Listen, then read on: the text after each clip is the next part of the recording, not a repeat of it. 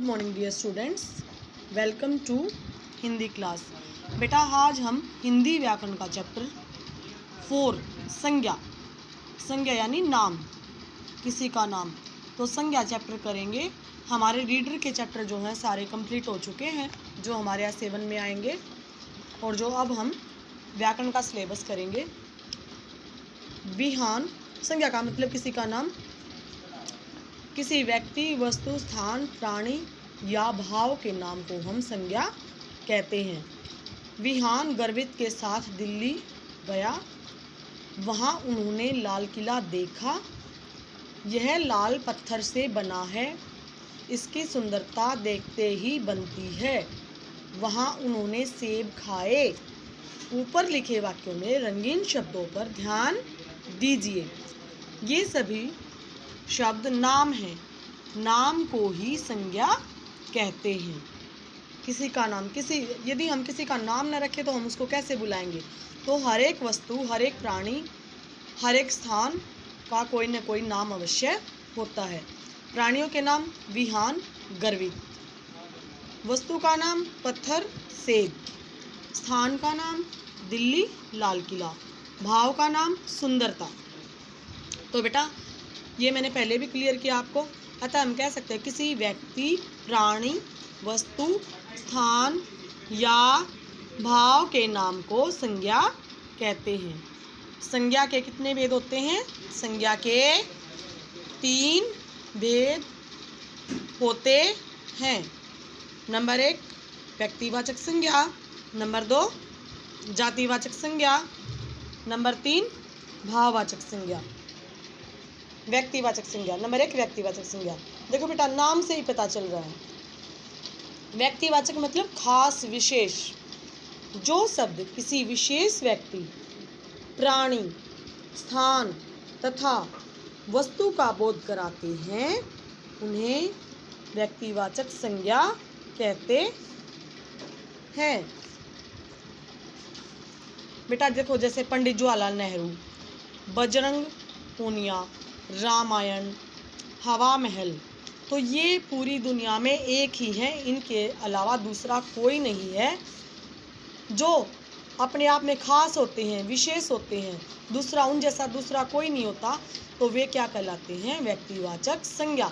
हमारा और आपका नाम भी व्यक्तिवाचक संज्ञा में आता है, क्योंकि हमारी शक्ल सेम मिल जाएगी, नाम सेम, लेकिन वो व्यक्ति अलग है और हम अलग। ऊपर दिए गए शब्द पंडित जवाहरलाल नेहरू, बजरंग पूनिया, रामायण, हवा महल किसी विशेष व्यक्ति, वस्तु या स्थान के नाम है। ऐसे नाम व्यक्तिवाचक संज्ञा कहलाते हैं। कुछ व्यक्तिवाचक संज्ञाएं बेटा ये स्वयं रीड करनी है आपको, ठीक है? जातिवाचक संज्ञा, किसी व्यक्ति, प्राणी, वस्तु, स्थान की पूरी जाति का बोध कराने वाले शब्दों को जातिवाचक संज्ञा कहते हैं। तो बेटा किसी विशेष जाति या वर्ग का बोध कराने वाले शब्दों को, किसी विशेष व्यक्ति या जाति का बोध कराने वाले शब्द जो है जातिवाचक संज्ञा कहलाते हैं। जैसे लड़का, सभी लड़कों को हम लड़का ही कहेंगे। लड़के जो बहुत सारे होते हैं, जो एक न होकर बहुत सारे होते हैं, वे जो है जातिवाचक संज्ञा का। जैसे लड़का एक नहीं होता, बहुत सारे, सभी लड़कों को हम लड़का ही कहेंगे, तो इसलिए जातिवाचक संज्ञा। विशेष वर्ग या जाति का बोध कराए। पुस्तक, सभी पुस्तकों को हम पुस्तक ही कहेंगे। जब रामायण पुस्तक आती है तो वो व्यक्तिवाचक संज्ञा बन जाती है, क्योंकि उसका नाम रामायण, वो विशेष है, खास है। जब विशेष चीज़ का नाम आता है जो एक ही है तो व्यक्तिवाचक संज्ञा, और जब उसकी पूरी जाति का पता चलता है उस शब्द से में, तो वो जातिवाचक संज्ञा। महल, जैसे महल बहुत सारे होते हैं, ताजमहल यदि आता है तो वो व्यक्तिवाचक संज्ञा है, लेकिन महल आ गया तो महल बहुत सारे हैं, इसलिए ये जातिवाचक संज्ञा है। ऊपर दिए गए शब्द लड़का, पुस्तक तथा महल किसी विशेष व्यक्ति, वस्तु या स्थान के बारे में न बताकर बल्कि उनकी पूरी जाति के बारे में बता रहे हैं, ऐसे शब्द जो है जातिवाचक संज्ञा कहलाते हैं। बेटा ये आपको स्वयं रीड करने हैं। विशेष कुछ विद्वान संज्ञा के दो उपभेद मानते हैं, जैसे द्रव्यवाचक संज्ञा लोहा, सोना, गेहूं, दूध, लकड़ी, कोयला आदि। समूहवाचक संज्ञा भीड़, कक्षा, मंडली, सेना, दल, टोली आदि।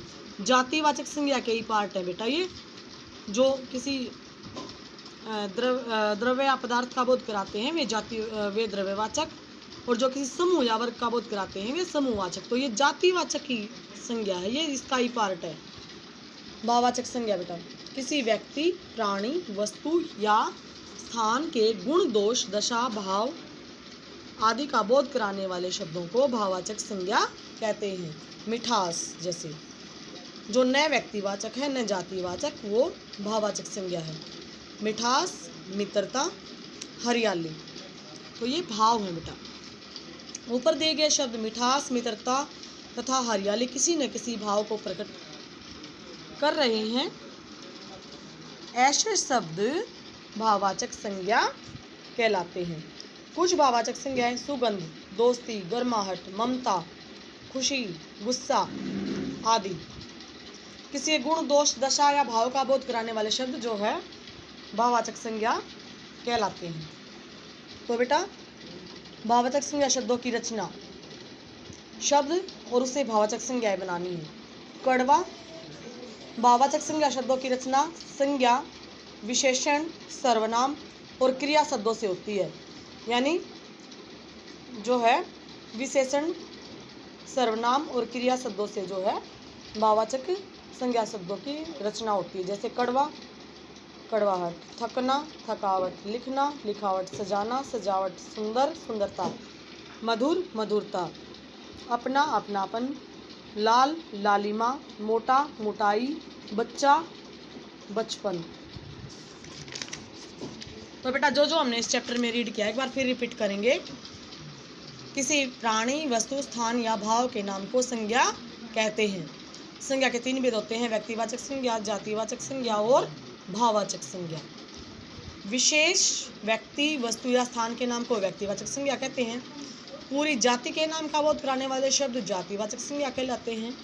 मन के भाव, विचार आदि का बोध कराने वाले शब्द भाववाचक संज्ञा कहलाते हैं। संज्ञा, सर्वनाम, विशेषण और क्रिया शब्दों से भाववाचक संज्ञा बनाई जाती है। तो बेटा ये जो हमने चैप्टर में रीड किया है, हमने जाना, तो उसके जो मेन पॉइंट है वो यहाँ पे दिए हुए हैं, इनको आप अच्छे से पढ़ना और बेटा एक्सरसाइज स्वयं करने का प्रयास करना। ओके बेटा, धन्यवाद।